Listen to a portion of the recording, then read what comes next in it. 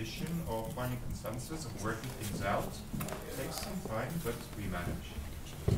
But keep looking at Europe, because it's a continent that has brilliant entrepreneurs, that develops brilliant technology, is resolutely focused onto technology and the new economy. It's diverse. We come from 28 different countries, 29, sorry. 28. May 29 soon. Yes. Different languages, all very hard for the average American to comprehend. That we cross borders, but we don't have to show passports. We work in several languages. We integrate all into a single market. We are as diverse as New York, but I dare to say with better infrastructure. And if we look particularly on the startup scene, the new economy, valuations are very low. So all of you who are in venture capital and private equity, look at Europe as a destination for your investment. Brothers who are here to discover what's going on and how to start a business in Europe, how to branch out, get inspired. You have a fabulous panel tonight that will enlighten you. It's being moderated by our friend David Bennahum, who's a partner at Alpha Venture Partners. A very interesting firm. I don't know if you're going to talk a little bit about that, but you should take a few minutes to say what you're doing and how you differentiate yourselves. And with that, I was told I will be kicked off the scene if I speak too long, so I say, again, thank you all for coming. I will see you after the event downstairs, where you can partake in some more Luxembourg wine for the whites, Long Island wine for the red. Right.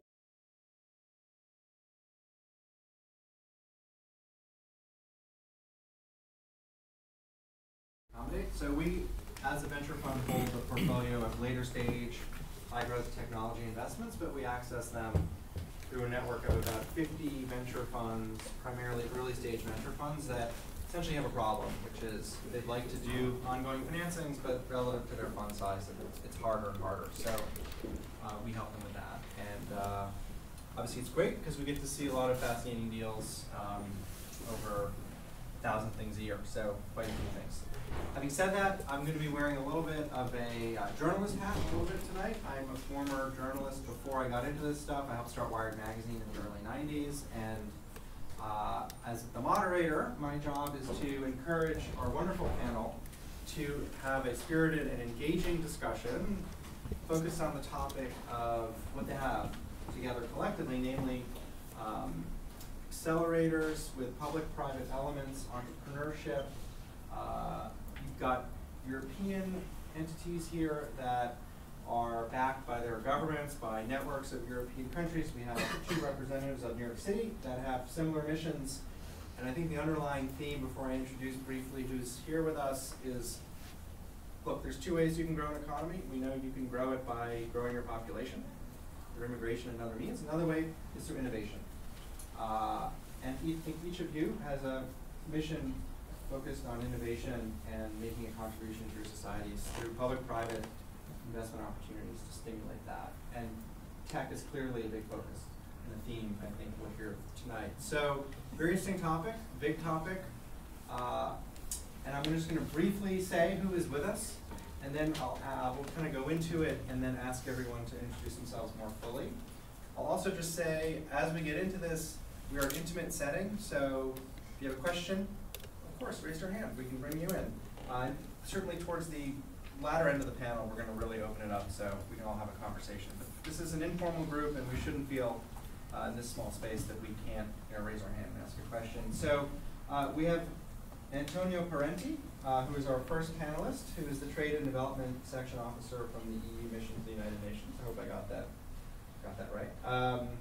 We have Jan Fried, who's the Director of East Coast Operations for CzechInvest, who is seated right here. Francesca de Chiara from the FINODEX Accelerator, which I understand is a combination of Denmark, Italy, Belgium, possibly Spain coming together to make a difference.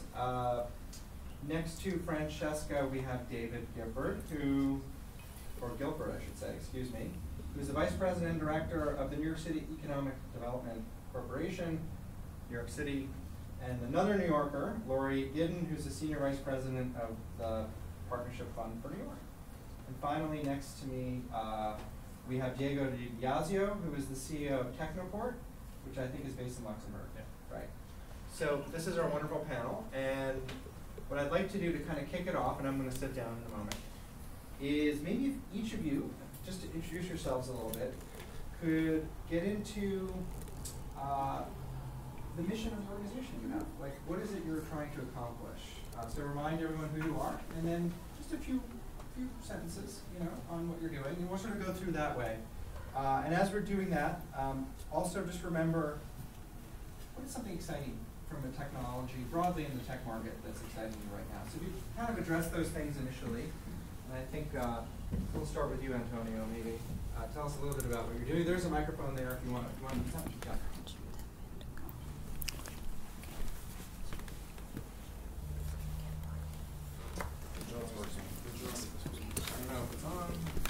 Support for that. You want to try talking? Yes? No, well, in this case I use my voice and speaker. Rose will help figure out. Is the microphone working? I saw a light go on. I think there's a red light. Oh, there's a red light. No, just have to be loud. Okay, we'll I'll do do that. Antonio Parenti, indeed from the European Union, the office here in New York. Well, the European Union is the European Commission is the government of the European Union, association, quasi-federation of 28 member states. I don't want to give you a correct definition of international law because it's not the subject of the meeting, but it is a facilitator to a large extent of 28 member states that try to put together their resources. They've been very successful in doing so, solving a number of crises and making life much better for the Europeans altogether. Inter alia, we do work quite heavily on promoting new investment opportunities in Europe, in promoting investment into new technologies. We will discuss a few of these elements afterwards. I think what Chiara does to a large extent, what Francesca does is to a large extent the personification of what we are aiming to do in Europe, and that is our main goal as far as these types of events is concerned. And is there anything that excites you now these days? Well, the technology standpoint? Well, clearly there are a number of exciting things that we're doing. We do have a ministry, if you want, it's called Director General in our charge, and it's a ministry which is only dedicated to facilitating the ushering in of the digital age into Europe. And what I think is fascinating right now very much in Europe about this is the possibility to create jobs that technology has, and to especially, and maybe I'll come back to this afterwards, to create jobs for the young people. Yeah. Jan, do you want to? Sure. So first of all, I'd like to thank Consul General for inviting us and organizing this all, and thank you all for coming. My name is Jan Fried, and I represent the CzechInvest agency. We are an official investment and business development agency under the Ministry of Industry and Trade of the Czech Republic. We are funded by the national budget, but we are also exclusively authorized to provide EU funding to everybody who's doing business in the Czech Republic. Our main goal here in New York City and worldwide is to bring foreign direct investment to the Czech Republic. We are focusing on several different sectors: automotive, aerospace, information technologies. We are trying to work with investors who are doing already business in the Czech Republic. We are providing aftercare services.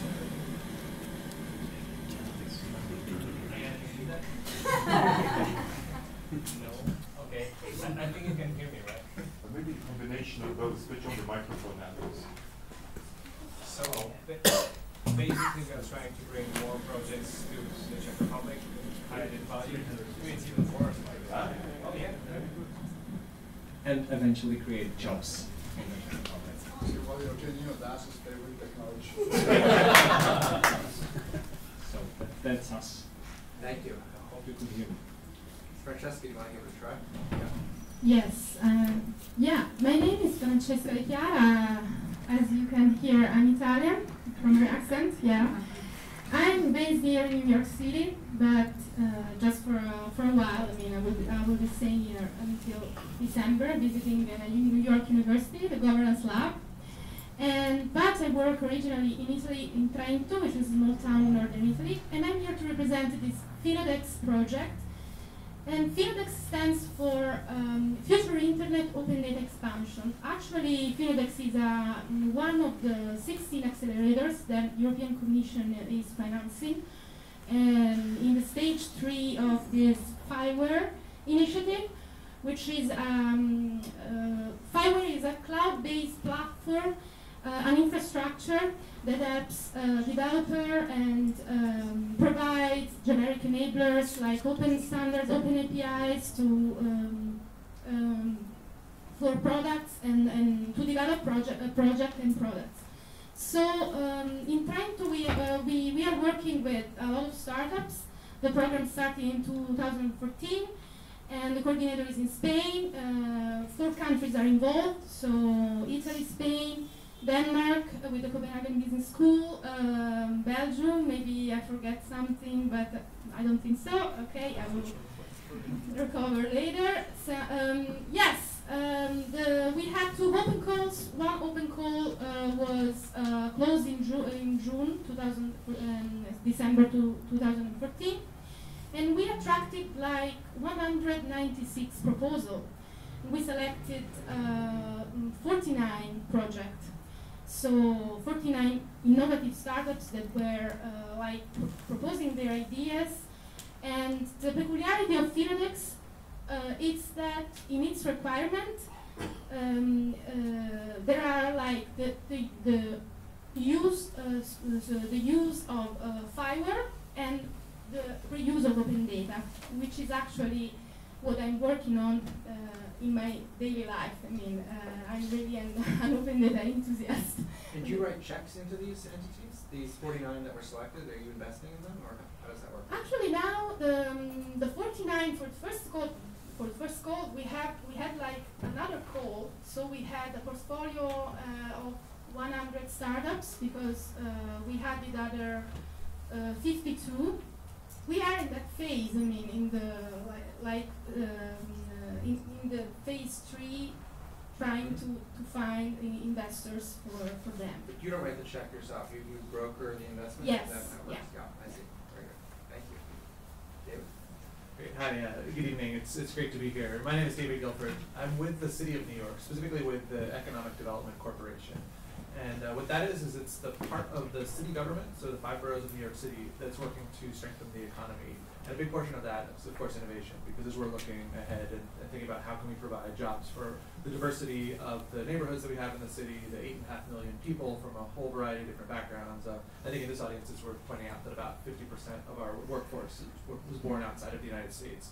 So to a large extent, the things that we're talking about in terms of international collaboration, lessons from other countries and so forth are very core to what we're doing in New York City.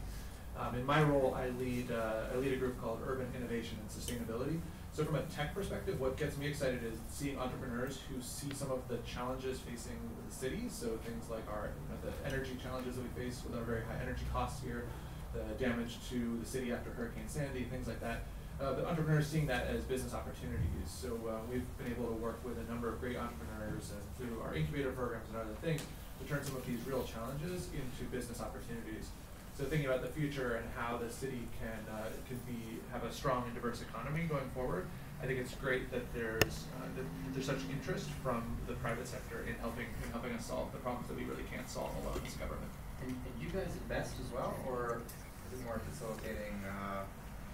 Yeah, most programs that we run are public-private partnerships in some form, and they tend to be programmatic support as opposed to direct investment. In the past, we have worked with some venture capital funds to do direct investment, but most of what we do is providing resources rather than a cash investment. Thank you. Hi, good evening. I'm Laurie Giddens, and I work with the Partnership Fund for New York City.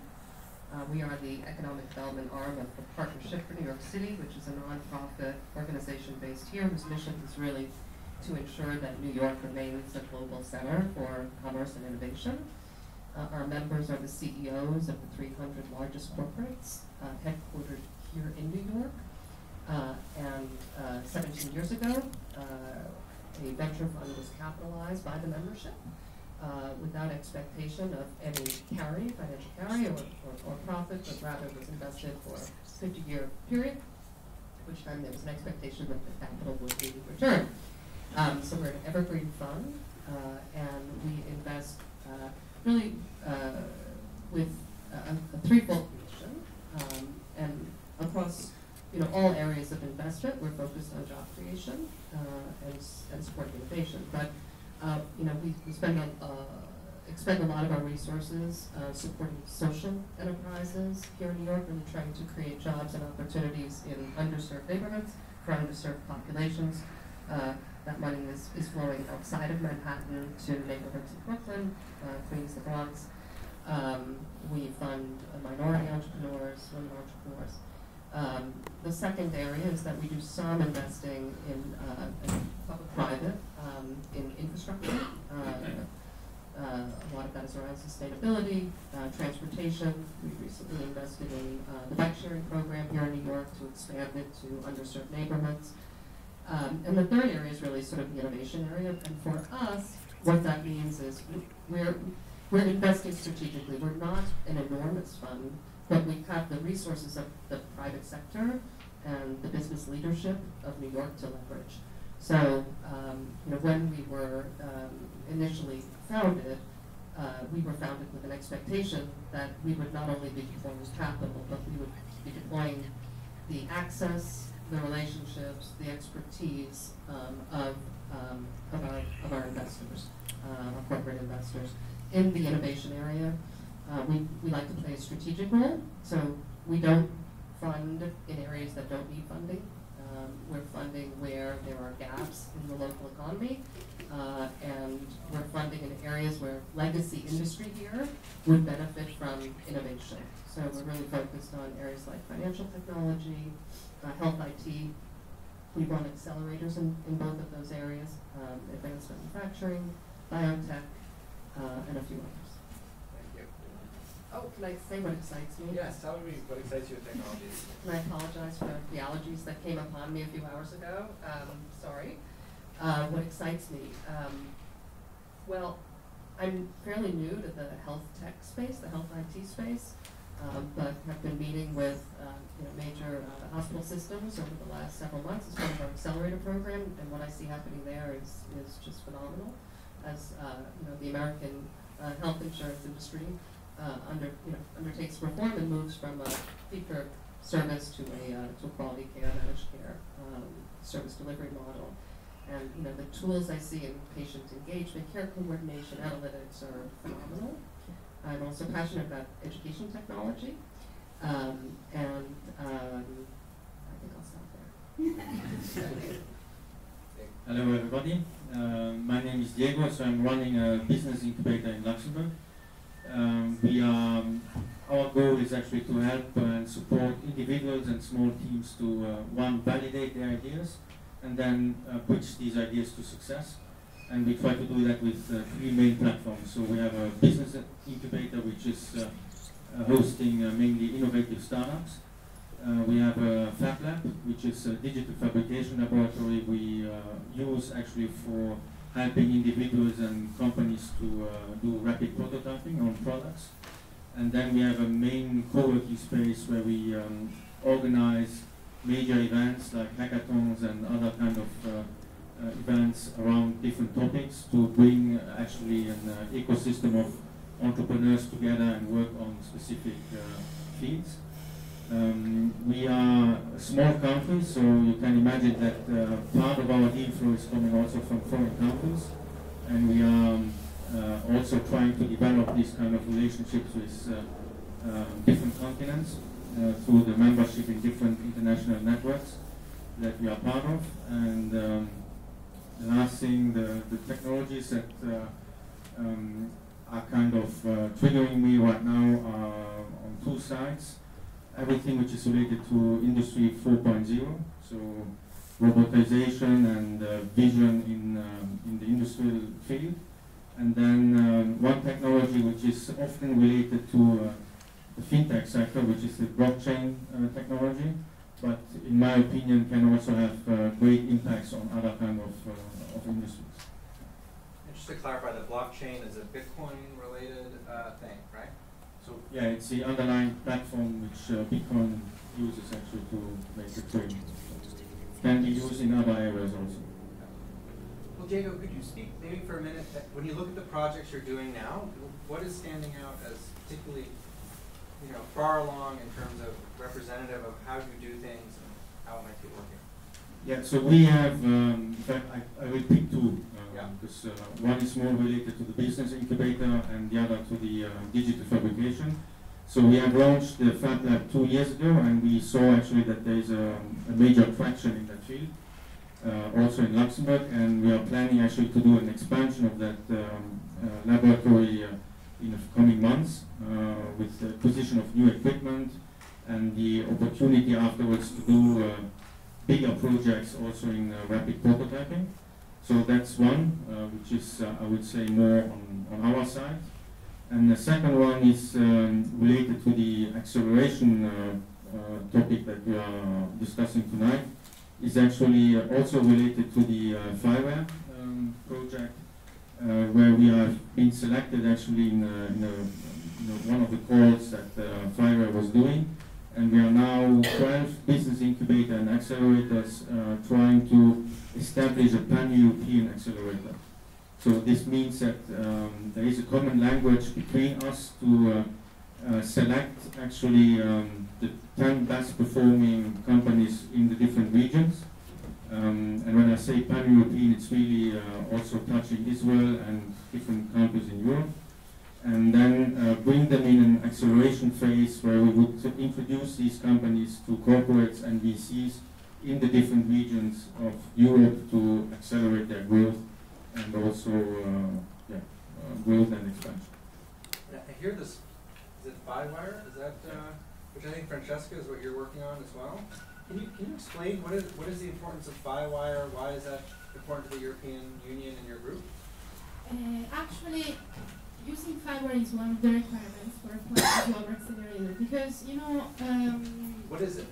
It's technology, I mean, it's a cloud-based platform, and, you know, you can go on FIWARE and find, like, services, open APIs like that help startups to develop their products, but it's open source. So it was created some years ago, and involved a lot of industries. I mean, tech industries, and also other kind of partners. So there was a huge investment from the European Union. How does that help? Is it so that you don't use Amazon Web Services? Like, what is it competing with? Is it Google services? Yeah, it's like that. I mean, but it's open source, so anyone can contribute, and it's, you know, I think in my opinion, it's yes, it's a centralized way to manage this thing, but it's a way to offer like open standards. So, and also for us, for example, our peculiarity is that, you know, our startups have to use open data sets. And why is that important to the EU? Like, how does that advance a mission? You mean the open data requirement, or? Yeah, explain a little bit of the philosophy. Obviously, it's important. Otherwise, you wouldn't be doing it. I'm just curious. Yeah, because, you know, you can create value out of public resources. So data that are released by administrations, governments. So, and that's a huge, there is a huge debate about why an administration has to open up data sets. It's not just a matter of technology or transparency. It's a matter of, you know, like changing the way the administration are working right now and improve efficiency. And so that is really important for, I mean, the European Union to foster this. So there's a civic component where the governments are cooperating, giving data to startups who can then use that in some way to create services? What I see from my experience, I mean, in this project, it's that, you know, some communities are connected now, like the business community, to the governments, to people, to practitioners. So I think the debate on creating value I mean, creating a value chain, an open data value chain, is very timely now, because and also as deals with like political issue. Yeah. So. Can you give an example of a project that kind of reflects the? Yeah, for us, for example, I did a research on the impact of FINODEX. I mean, like countries like Spain and Italy that are ranked in the Open Data Barometer, which is the annual report on openness. So a lot of proposals came from those countries. So that was like really a push, I mean, for opening up more data sets, and also opened up a debate about the quality of this data. I see David from New York nodding a lot here. Like this sounds like something you could also engage in. Yeah, and I think it might be interesting to give a New York example, because I think there's some similarities, but also some important contrast between how the EU is approaching this and how New York is. So about 6 years ago, New York City embarked on its own sort of open data mission with two aims. One is, of course, just improving the transparency of government and making sure that agencies are accountable to the citizens that they serve. The second is looking at it as an economic development opportunity. So in 2009, we launched something called the New York City Big Apps, APBS. And it's an open data competition for people to build software that runs off of and that turns some of the public data that previously was not used into useful tools for the public. Tonight at 11:59 p.m. actually is the deadline for submitting for this year. So if someone has an app that they want to submit, you can win. There's $125,000 in cash prizes, so it's not too late. But what's interesting is it's evolved for us over the past 5+ years into something that's really helping direct resources to problems that matter to cities. So we partnered with a whole range of different city agencies, and this year focused on a few very specific topics that matter to the city and to the administration. So those are affordable housing, citizen engagement, zero waste, and connected cities, which is sort of our smart cities version. And it's really helping make sure that when people build things out of the data, that it's tied into things that agencies actually want to buy and things that are serving a real need. So in addition to just getting, say, a check for $25,000, you get an opportunity to pilot it with a particular city agency. Is there an example of an app out there that is doing what you're talking about, that as a consumer I could download and use? Yeah, so there are initially a lot of the apps were very just consumer focused, and there are things like helping you find parks and use public transportation is always the most popular category because something all New Yorkers deal with on a daily basis, and anything that can even marginally improve your commute is certainly something that's perceived to be of huge value.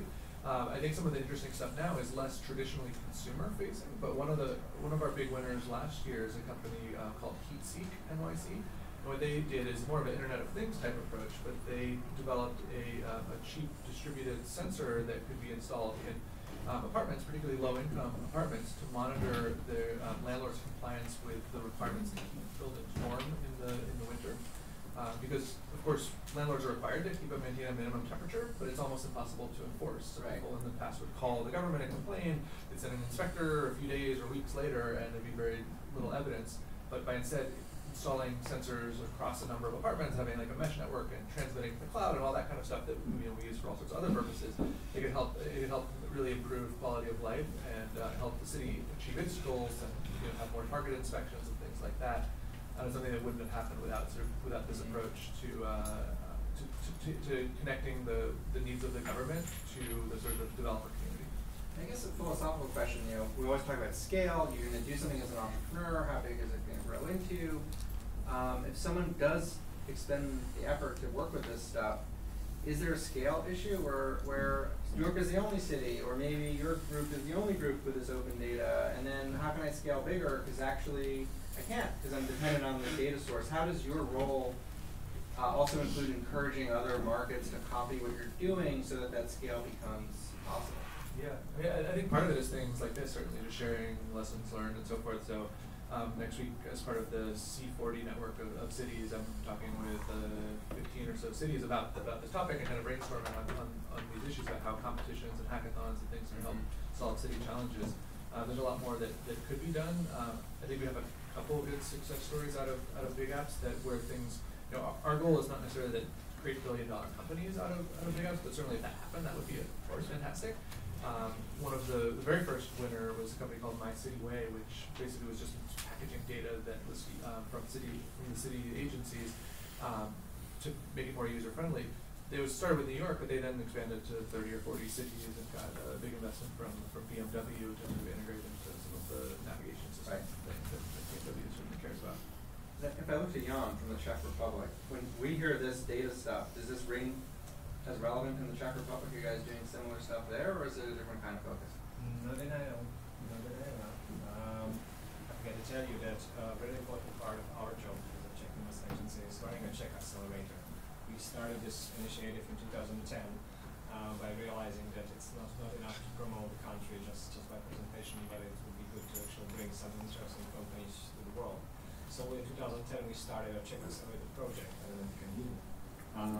So in 2010 in San Francisco we actually started a pilot Czech Accelerator. We brought innovative tech startups and we brought them to our offices and ran around the town with them.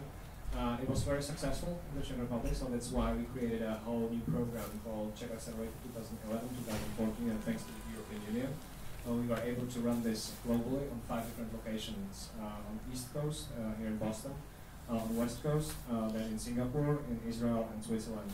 So that's another program that we are running, and that's the first, we are helping with business development of those Czech startups and universities and spin-offs. And secondly, it's for us a tool to show that there is a great technology in the Czech Republic. I just want to clarify, so these are Czech companies that need to be in San Francisco or Singapore, and you help them get there? We are basically helping Czech companies to global markets. I see. Yeah. And different companies, they have different focuses, and they are just going in different directions. Yeah. And it was a program between 2011 and 2014, completely funded by the EU and administrated by us as a Czech entity. And also interesting is what excites me in technology nowadays. From Czech Republic, maybe you know there are famous companies such as ADG or Avast in security, and there's been a lot of discussion about security in today's world, and big data security and analytics and everything. So there's like traditional fields that are really important.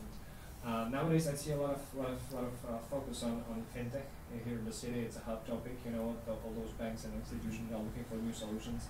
Health tech, definitely one of the most important things. Then I completely agree with Industry 4.0.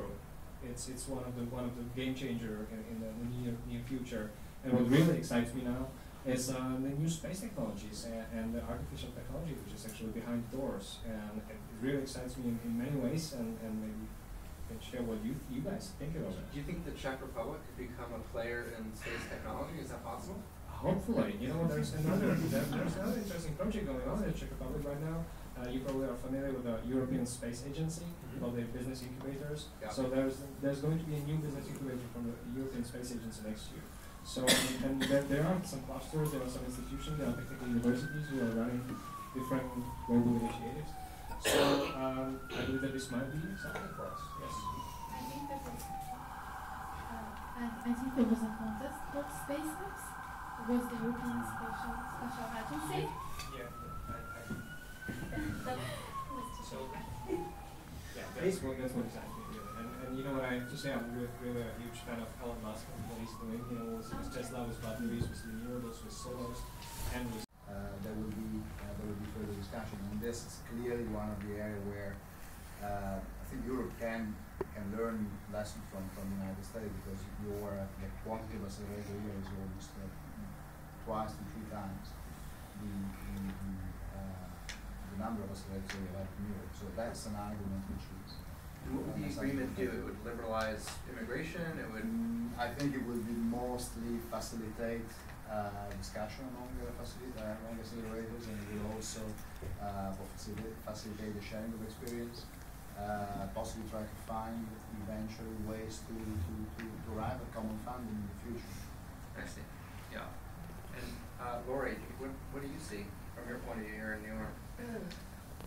Well, you know, we do a lot of work in the fintech and health tech space, where there are obviously enormous regulatory concerns. for startups. I think what our approach is really intended to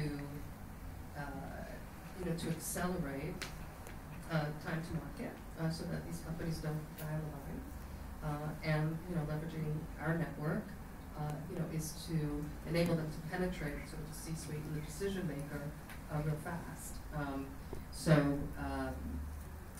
was at a meeting today actually with a very large hospital system with a startup, and I mentioned this to Rose. I heard the startup refer to his problem as the 100 martini problem that we were solving for. I never heard that one. It's a great problem. But that it takes 100 martinis to get to a decision maker, in a big enterprise. So,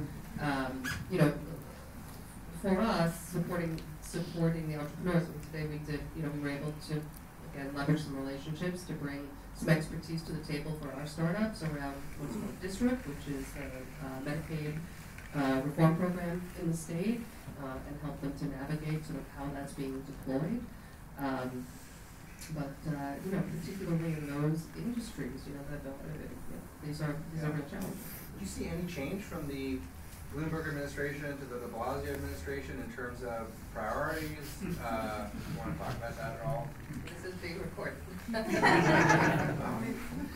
Yes. Oh, definitely. I mean, listen, Bloomberg was a guy who came from the private sector and was, private-public partnership was a priority. Mayor de Blasio comes to the city with a different agenda, with a housing agenda, with an income equality agenda. We're very supportive of that. As I mentioned, we've invested, I think, about $70 million in social enterprises. Most recently, one that I'm very excited about in the prison space with technology by deploying shrink-wrapped tablets that cannot be corrupted into prisons with content specifically curated to enable prisoners from youth all the way up to acquire GEDs, specialized vocational training, and ultimately to re-enter communities with a greater chance of success. That's that's working with. I mean, we're piloting here in New York, Rikers Island. We've got the Department of Corrections at the table. We are hopefully improving taxpayer efficiency. We're improving lives by bringing folks back into communities successfully and leveraging technology to do that. So I would think that would be an initiative that Mayor de Blasio would be very supportive of. I know he's a fan of City Bike, and we invested there. So there's plenty, and we work closely with the city around sort of economic development priorities and trying to align the private sector and private sector resources to support that. So. Diego, from Luxembourg's point of view, do you see regulatory obstacles to? Yeah, in some cases, yes. Like health tech was mentioned. I think Europe is one market, but every country has a specificity. So there are some challenging issues for health tech related companies to solve before to expand actually. Another topic which is also quite interesting is IoT technologies are spreading quite quickly. And even on that area with private data and how every country treats private data differently, there might be issues that even companies don't know yet coming up in the next years. And I think there the laws has to change quicker to foster actually innovation in some areas. I just wanted to sort of add on behalf of our portfolio companies that the challenge is probably less regulatory and more one of talent and access to talent here in New York. It's a big issue, and we eagerly await the arrival of Cornell Tech, and work closely with the higher ed institutions here. But that is an issue, and the other is cost. It's an expensive city, and access to financial resources, to investment capital. That's improving. But in sectors like fintech, We're getting better. Health tech, we still see companies going to Boston and going to the West Coast. And just to clarify for them, so Cornell Tech is a joint project with Cornell, I think Technion in Israel. That's correct. And they're going to Roosevelt Island, just across the river right here, and they're going to build a big campus and have 4,000 engineers or something. Correct? This is exactly what we are actually bringing, this talent and this cost-effective solutions, especially in fintech. And as I mentioned, those universities that we are working on, they're trying to actually build this relationship with Cornell Tech already, working in Google building. So we are also looking forward to it. Oh, great. How many people here involved with anything having to do with Cornell Tech? So 1, 2, 3, I guess. Yeah. What we are missing in the Czech Republic, I believe, it's not only maybe money, or the funds are always needed, but it's smart money. It's about advisory, it's mentors, and we are looking for those mentors here. And for that we are looking forward to working with Cornell Tech and with different kind of partners here in the city who can actually fly over and help us with the selection of those companies. Sounds great. This is something that we are trying to do. Can I add one more? An interesting company that we recently invested in, I think is an interesting model, which is it's called the Accelerator Corporation, which started in Seattle, but it's the biotech space over at the Alexandria Center. And it's a company that is both a management and an investment company for early stage biotech. That provides space, that provides funding, and provides management oversight. And the investors, put money into basically a reserve fund, and have the ability to sort of invest as deals come along. I think those types of models are extremely helpful and important. Well, we've had a conversation up here. I'm wondering, as we speak about this, if in the room there is any questions that have potentially opened up. I have a question which follows up from this. I've been involved in startups for about 23 years. One of my clients right now is actually the state of Connecticut, which is doing some of the same kind of things you are. One of the issues there are is, yes, there's a shortage of ideas, there's a shortage of money. This whole thing of resources, and it's not necessarily big resources. We have the journeyman programmer, the journeyman lab technician, the person who's got a bachelor's degree from a decent university but doesn't expect to become the CEO of Facebook. There's a shortage of those people, dramatic shortage of those people. Mentors, again, you mentioned. We have an explosion of accelerators. Detroit has 17 accelerators. There aren't enough mentors to go around, so they bring in warm bodies.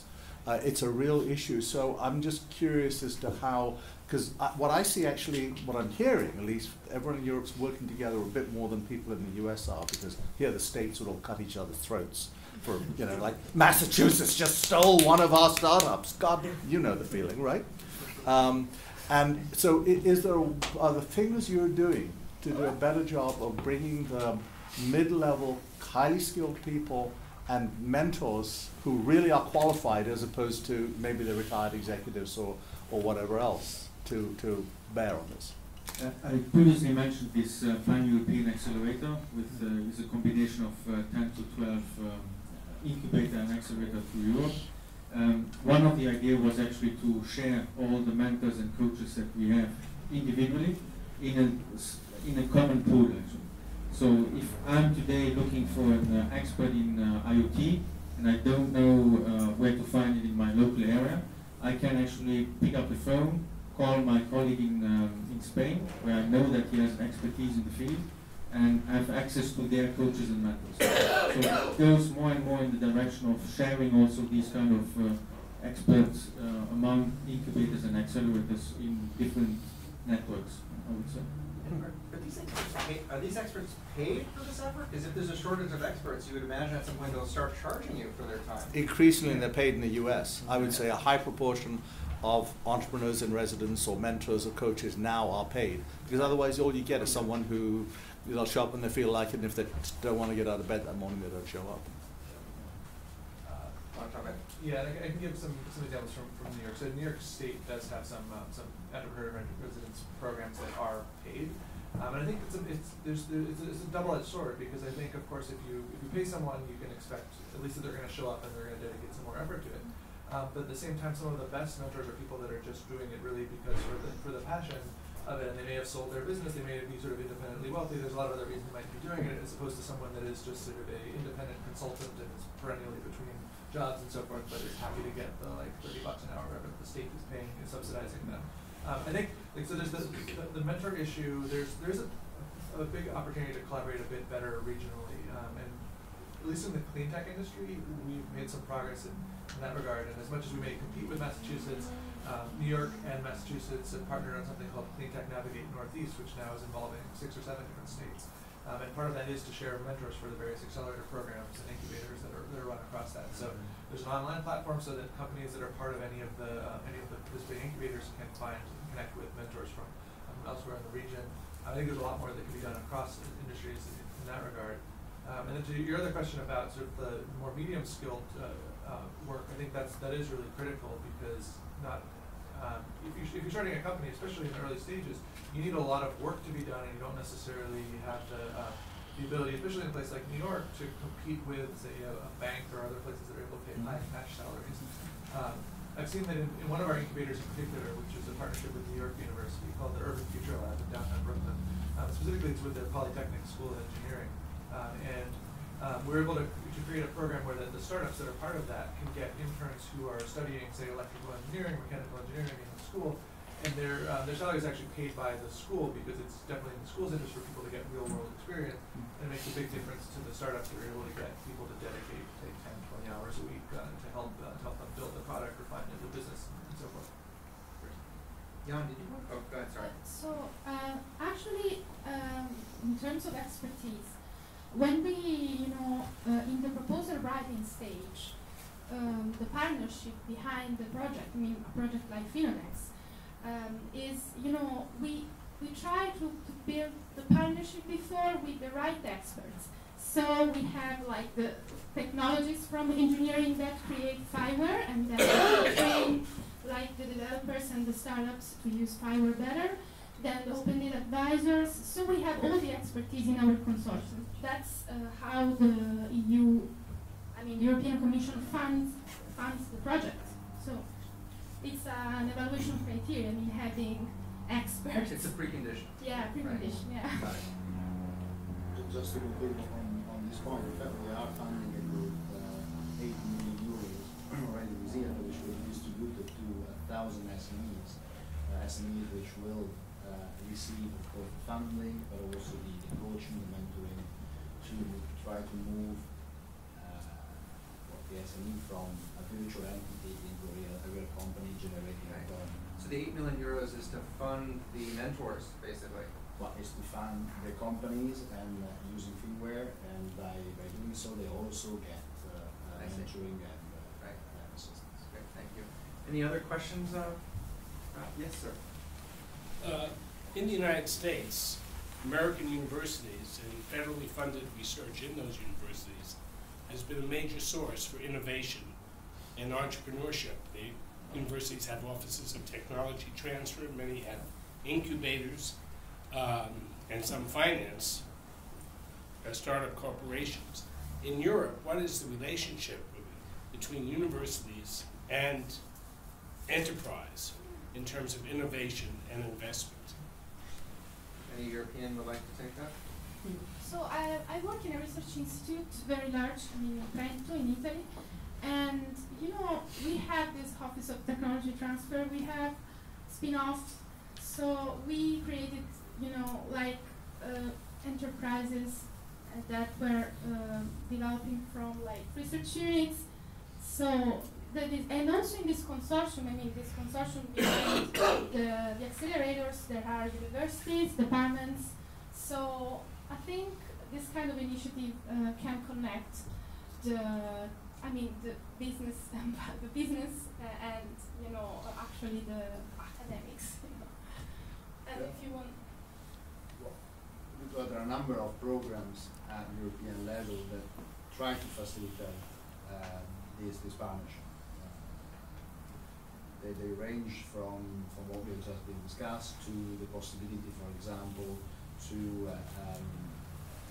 facilitate for entrepreneurs and scientists to move around Europe and study and work and try to create their own company in other places of Europe. All of these are again, facilitating mechanisms. There's not maybe an overarching direct policy of the European Union itself on this, because most of these elements are still of competence of member states, and this is a part of our build-up. I think we have time for 2 more questions, or what do you think? I think so. I mean, drinks are cold, so. Okay. Why don't we do 2 more questions, and then I think we'll enjoy some cocktails, possibly. Anyone else have something in mind that they want to ask about? Otherwise, I think, yes, go ahead. Oh, no mic? Okay.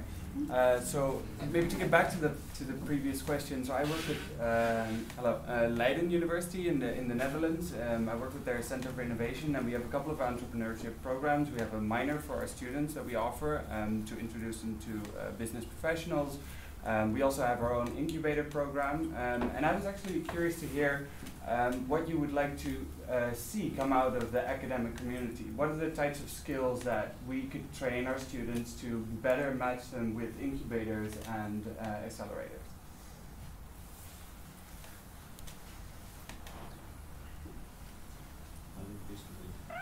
People on the ground. I think business development and data science, not, it seems that it sounds like rhetoric, but the market needs more data scientists. So maybe the curricula have to be, not change, but they have to progress in this direction. In Europe. You want to go first? From what we have seen, spin-offs company coming out of research centers or interdisciplinary centers, they have very good knowledge in the technology field, and more than training them on the business side, I think it's a work of matching these competencies with the right CEOs or business developers that can join the team. Because I'm not really convinced that you can train a researcher to become a good CEO. Everybody has his own competences. And the ones who work best in our case were really the ones where we could match the teams, so competences, and bring them together. By the way, just a comment, I know the Technical University of Eindhoven, having worked with them, compared to the US, just to, if that's typical at all, they're very generous with intellectual property rights compared to the US university. US universities demand far more property rights ownerships than almost any European university will. And they give far less business help. Yes, they too have an incubator and everything like that, but there's very little, here's the space, here's the thing, good luck. There's very little coaching and mentoring, as we were talking about, compared to, again, here, where it's much more intensive. Mm-hmm. So if Leiden's like Eindhoven, those are 2 issues. I think what is also missing is actually these role models. In the US, we have much more entrepreneurs who made it, who sold it to Facebooks or Googles or others. And in Europe, probably most of the incubators are lacking these kind of experiences. It's interesting. I saw a map, a graphic that showed just to this point, in New York alone, CEOs of companies that have been sold, and their relationship to CEOs of startups and at various different levels, and just the issue of proximity and relationship leveraging is really important. But I was going to say that I do think early stage startup management is an entirely different game. I think from a financing standpoint, it's a different game. And I'd also say that we have a real lack of engineering talent, computer science and engineering talent. Yeah, I'd echo that and say you need a balance in terms of the business acumen and the technical skills, and even just traveling around New York State, there's quite a variety. As upstate at an incubator in another part of the state, just say 150 miles from here, and the challenge I kept hearing from people there is they don't have anyone who has like a marketing background or finance background or business background. And here it's almost exactly the opposite. They're like, well, we've got way too many MBAs, but we need engineers. So in some degree, it's like you gotta merge those 2, and maybe it can be some of the same people. I think you need a mix. mention briefly, we are really trying to learn those things from the US and bring it to Europe as well. What we see is that we are lacking a lot of this experiences in technology transfer. You know, to be more focused on the product. You know, a lot of students are just working on theoretical things. You know, and they are proud about their academic research. But what we are trying to teach you, learn here, and STEM is to be more connected with the industry and be more focused on the product and be more focused on the economy, on solving real problems and coming with real solutions. Well, maybe one thing that in Europe we need to change also is bankruptcy law. I mean, in Europe, if you get bankrupt after you start your first company, you almost have a stigma of a failure. Here is just a failed attempt. You have the second chance, and that is part of I think of a longer term change of mentality, which something can be done by government. A lot also have to be done, I think, by universities. But maybe if I can just say one thing, one data, just to explain what Europe has done. What I was preparing for coming here, I found it something which is very interesting. Is out of the 738 startups that have come out of the 57 accelerators, 350 have increased economic value by 3 times or more, and 30% of these have increased economic value by 10 times. So all over, this is a project which is creating that value. They create around 3,500, 4,000 jobs in Europe. And I think it's quite interesting also for those who want to invest in Europe to use this system, because they are, with all the limits that they are successful. And I guess, you know, last question to the panel, because I know drinks are waiting for us. Do you think that accelerators are the future for this kind of stimulating of innovation, and how much more growth do you see happening in the accelerator model, this public-private model going forward?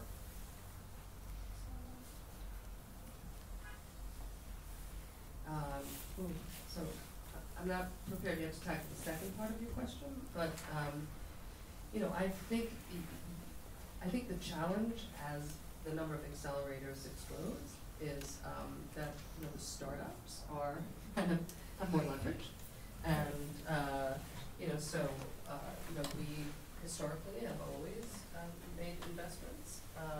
We are rethinking that. You know, we've had large enterprises, you know, ask us about bringing other resources besides capital to the table to, one, enable, you know, their, you know, speed to market, and the other is to continue to differentiate what we do versus others. But yeah, I think it's more competitive, but I think that's good. I think that's good. From my perspective, definitely yes. The accelerators are and startups are the new drivers, and it's not a question of the future. It already does, and it already is like that. The level of disruption, the level of innovation, it's already it's starting to be really fast, and it's going towards it's getting really faster and faster. And I believe in this absolutely. Even for us, in 2010 we just started with a pilot. Now we have the whole division within our agency. Even with this. Back in the Czech Republic, we are organizing competitions. We are working with universities to help them with the technology transfer. We are creating new accelerators. By the way, we are right now in the final phase of the approval for the ministry, and we'll be looking for new partners abroad to help us with the Czech Accelerator in 2016. And so I believe this is the future for us, and this is already happening. I just would add one thing, which is that we weren't running 3 accelerators a year, we're running 2 a year.